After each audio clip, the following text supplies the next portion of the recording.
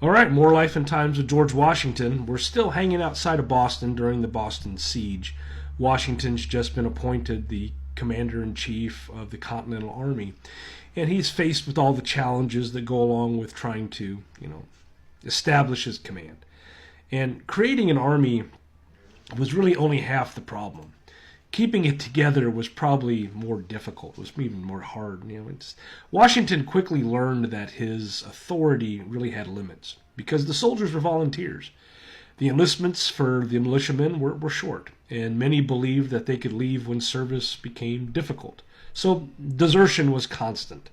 Men went home to harvest their crops, to care for their families, or simply because they'd grown tired of what was going on.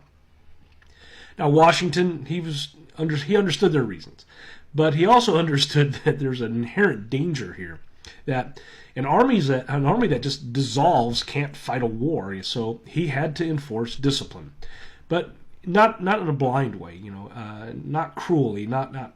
He just wanted to have a firmness to it. So orders were expected to be followed. Guard duty mattered. Desertion was punished.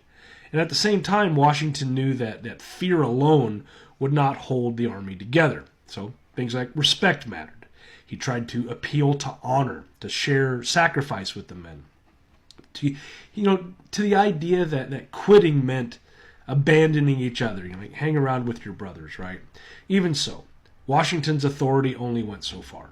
He couldn't force men to re-enlist. He couldn't just conjure up supplies that didn't exist. And he answered to civilian leaders who often moved slowly. They were the ones that held the power back in Philadelphia.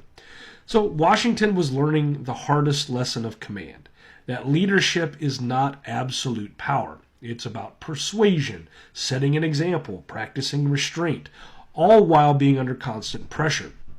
These early struggles shaped Washington. They made him cautious about using force internally, and also being deeply respectful of civilian control. And when it came to confronting desertion and discipline, Washington learned that authority in a free society meant that you must always have balance with you balance order with consent. So we didn't see things like hanging men for desertion during the siege of Boston. Instead there was a courts martial that took place. Even British soldiers that crossed over into American lines were treated with fairness.